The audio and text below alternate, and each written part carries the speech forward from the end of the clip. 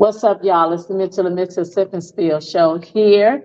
And of course, I'm Kimmi Kim, aka Spill, with my boy Sip.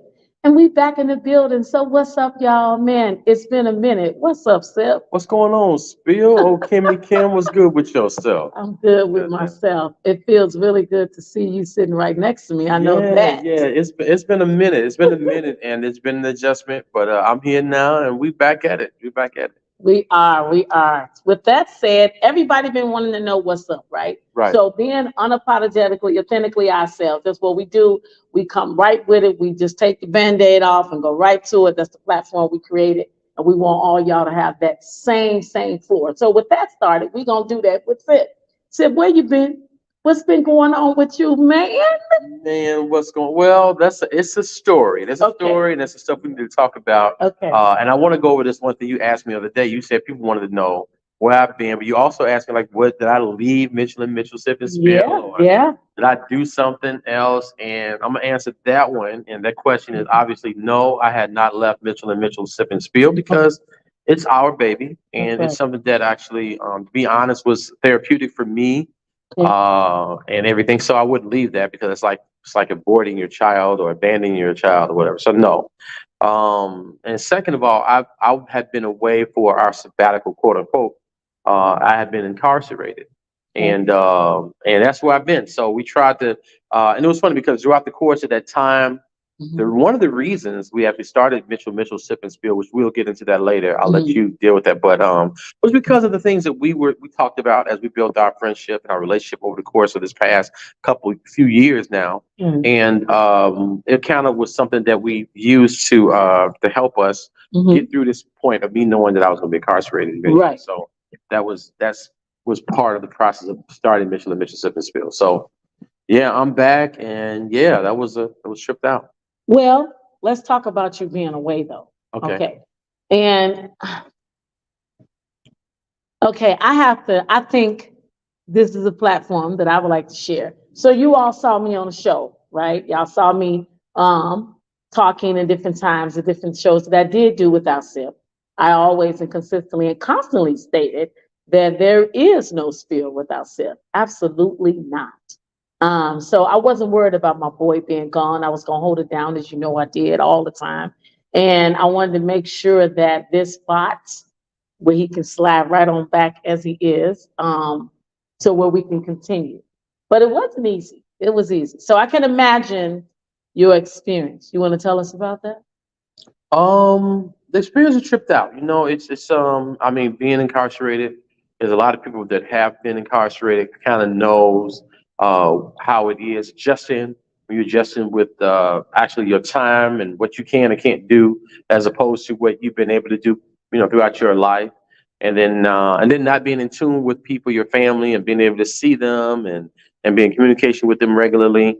That was a major adjustment. And then you're around a lot of different people from a lot of different backgrounds, and that are in there for a lot of different reasons. So it was an adjustment. Yeah, it was an adjustment. It was it was an adjustment. Yeah. Would you say that the experience had you angry sometimes, like angrily humbled you? Oh, did it have me angry? Yeah, that's a good one. Yeah, it had humbled me. The experience humbled me, and I would say it had angrily humbled me. So let me say it, yes. So yeah, it humbled me because it made you realize you're not in control of everything, and it's okay to not be in control of everything. Especially if you are a spiritual person. You kind of give releases to control to God or whatever you believe in or whatever. So it kind of make you humble yourself, calm down, and yeah, and humble. Like, you ain't what you were on the outside don't necessarily translate on the inside. That's a whole different population. There's a whole different culture. Just everything is different. There's a guy that taught me, it was so funny. One of the guys told me that when you're incarcerated, the trees grow upside down. He called it bizarro land or whatever.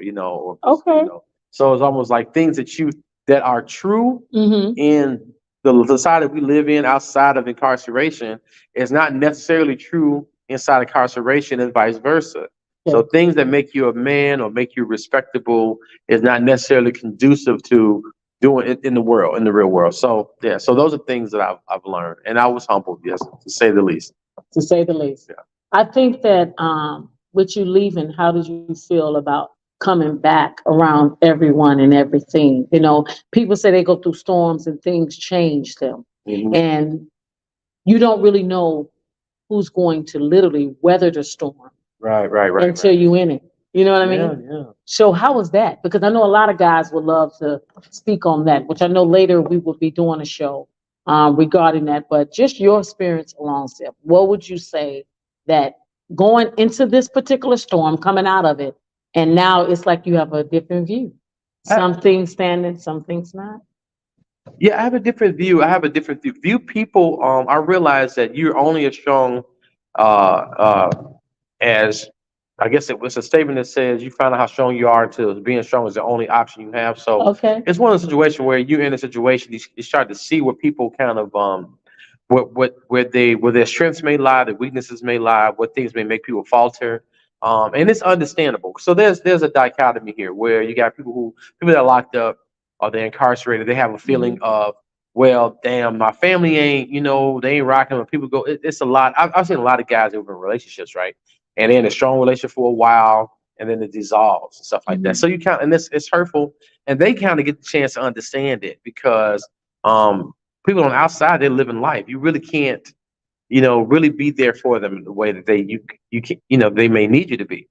So it was one guy that told me he was like, it's crazy when you have a relationship, male and female too. It's either side, but when you're especially as a male, if you are a person that provide and protects and those type of things, and you're in a position where you can neither really provide or protect per se, and the people that rely on you to provide and protect them are now you're relying on them to provide for you. Right. And it's a very situation. This kind of put people in these weird spaces, and it kind of makes room for them to move on. So that situation in relationships, or in also with just friends, just any relationship, whether romantic or familial relationship with family or friends, it kind of puts people in positions where they have to figure out how they're going to work in this space. And then you have to do as the person on the inside, you have to figure out how to adjust that as that with that as well, because some people get bitter as hell. You get bitter and get mad after a while, and but then you got to kind of understand, especially if you got some guys got long, elongated time, and they kind of like, yo, I really don't expect you to, you got to move on. You got to, and that's kind of what it is. So that's the dichotomy of understanding people have to move on, and then having the expectation that people should be there and support you in certain ways, especially emotionally. Sometimes it ain't about finances and doing things just like, man, I need a shoulder crown. I ran into something that's important to me here that ain't nothing out there, but man, I need to holler at you about it. Get me back right. So those things are important. So I learned that and I experienced that, and it just showed me some things. It did. It illuminated my eyes, and I thank God that I'm able to see those things. Your biggest takeaway from this entire experience, what would you say? My biggest takeaway is I would say there's a few different ones. Okay. One of them would be gratitude. So you learn to be grateful for small things. Just again like uh, getting up and do what you want to do when you want to do it. People not addressing you a certain way, like trying to demand or try to get respect from people who are seemingly overseers. Because you got people that have been incarcerated, they know they got people that think that this is their this is their world. You're now in Right. their world. So these COs and people like that, you're in their world. And some people are good people, and some people are naturally not so good. Some people succumb to the system, because it's like a cesspool. Once you get involved in it, it kind of takes over you. And so some people use their power and authority, and they can be a little abusive with it. If they started with some sort of biases or some sort of racisms or any type of anything like that, they can kind of it's already started up for them to message you a profile. So now you got to deal with that. Then you got to deal with the hierarchy or what we call I guess the politics of prison or incarceration, where you have people that are in certain cars. This gang, that gang. Oh man, they go crazy. One of the things that people, unfortunately, a big part the incarceration thing, the population everybody's against is they call them the child molesters. They call them shomos. That's a everybody. I don't care where you are. Everybody kind of looks at them as the bottom of the barrel, and so. But there's these different cards you're a part of that you're associated with. So the politics of it can kind of put you in some weird positions as well. Okay. So So I understand the dynamic of that, but what is your biggest takeaway? Um, Gratitude, and then also perspective. So I Okay. understand gratitude, being appreciative, being able to control my own, like I said, my own destiny, not having to deal with that type of stuff, being in a place where you have to deal with all of those different things. So being out, you can, get up and move and do as you please. So I'm grateful about seeing the water and the trees and stuff like that, small stuff like that. The other thing is perspective. The other thing I learned about it is perspective. Now have gotten to a point where I've learned and really have gravitated to my purpose. Okay. So I know for sure what my purpose is. For a long time, I was operating in gifts and skills. You Okay. got gifts and you got skills you do. People learn skills and they kind of work in those skills. They think that's what they're supposed to be doing because you might be good at it, or Right. you learned, you made yourself good at it. Or gifts may be things you naturally can do without even thinking about it. You just some guys just get up and just jump out the gym. That's just a gift that they have without even working for it. They think that's their purpose.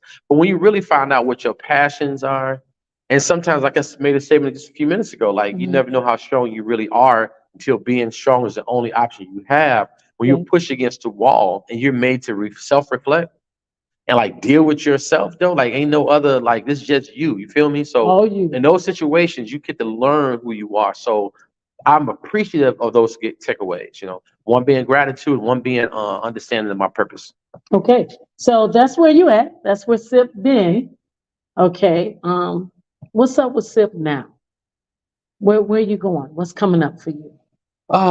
So I'm glad you asked that because what I just stated is kind of taking us to the next level. So we're now embarking Mhm. uh, on a new journey uh, where we're going to be helping and helping and doing where our calling is. And Kimmi Kim is a part of that as well. So where we're going right now is we're taking it to another level. We're going to be helping people from all generations, all walks of life, and administrators. So we have our own. That Kimmi and I have always kept it hot and fresh and different, even as we was climbing the ladder here, as we're still climbing. Mhm. But yeah, we have an organization that we're put together now, Okay. and I'll let you know it's called BPEP. Mhm. BPEP is going to be something that we're really going to push an agenda for self-reliancy, self-resiliency within our community, and I'm talking about from the root to the fruit. Mhm. Learning everything about yourself from the root to fruit. We have multiple programs within that. So where we're going is, I believe, innovative and going to help the community. And this is the thing. We ain't playing. We're not coming. I don't want to come, Kimmi, you already know. I don't want to come pussyfooting and trying to be anybody's box or what you may think. We're very non-conforming. Mhm. And what we're trying to do is going to be something that's, I think, different. And even if it isn't different, we're doing it. So it makes us different because we're different. So Boom. there's that. So the future, we're gonna be living out our purpose and our passions. And I encourage everybody to do that because Yes. Yeah. we only got one of these types of lives to live. I don't know anybody that went away and went to another dimension and told us about it. I don't know them. Maybe y'all do. But people Right. I know haven't told me about what it's like on other dimensions. That's So right. as far as I'm concerned, this is the only life we have right now. Kimmi always reminds us that we think we got time. And so ain't time for playing no more. So what we doing right now to answer your question, going to the future, man, is like we're going balls deep. Okay. Okay, we're Okay. going I whatever like how it. you I want to like take, it. how you want to take that. You know what I'm saying? So your boy, so just so you know, That's we ain't what we playing with do. y'all.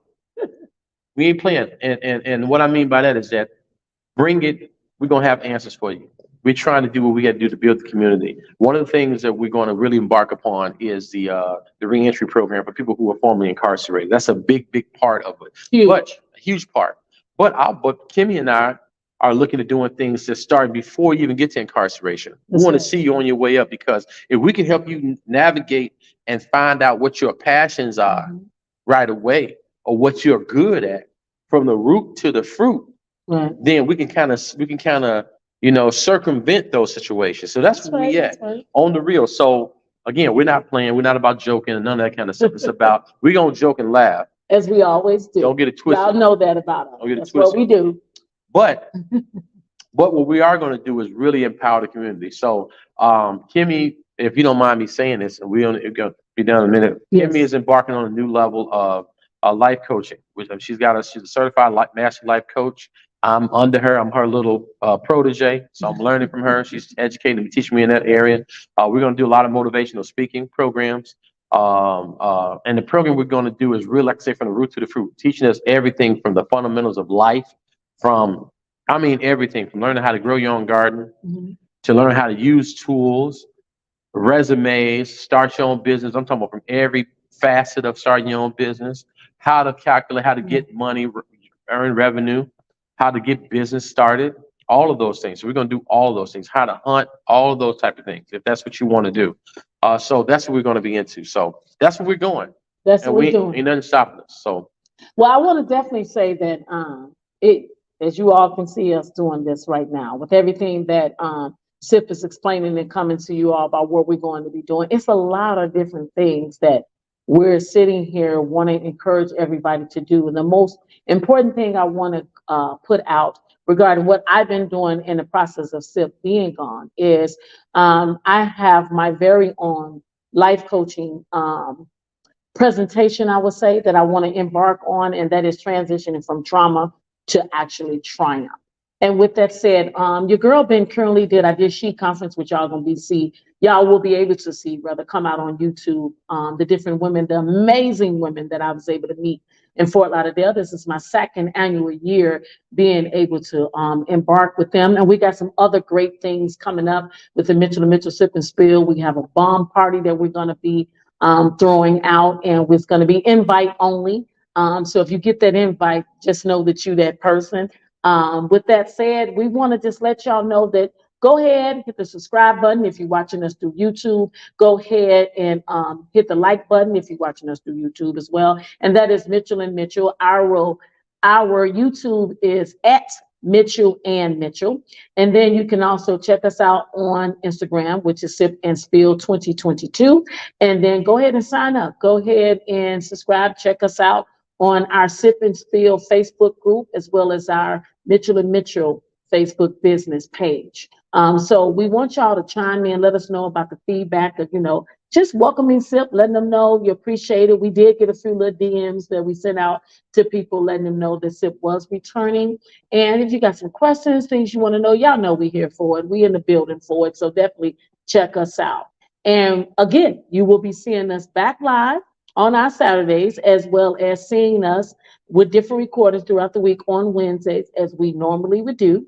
And we're gonna just keep bringing it, right, Sip? keep bringing We're it. just gonna keep bringing. I mean, as he's sipping, your girl is spilling, and that's what we do. So listen, I'm here for it. Sip's here for it. I'm so glad you're back. You was I'm missed so, tremendously. oh my God, I miss you. Oh my God. So I'm so glad. And this is what we love to do. Like you said, Mitchell&Mitchell, Sip and Spill is Ed and Kimmy, baby. So with that said, we back y'all, and we'll be checking y'all out soon. Checking you out. So listen, guys, always remember, we like you, we love you, want more of you. And it's been real and it's been fun. And every time we do our show, and your boy is back now, but every time we do our show, every time I get to connect with my girl Every time. and our people, it's always, and don't let nobody tell you anything different. I ain't ashamed of what happened. It is what it is. But it's always, do you hear what I'm saying? It's always real motherfucking fun. Holla back at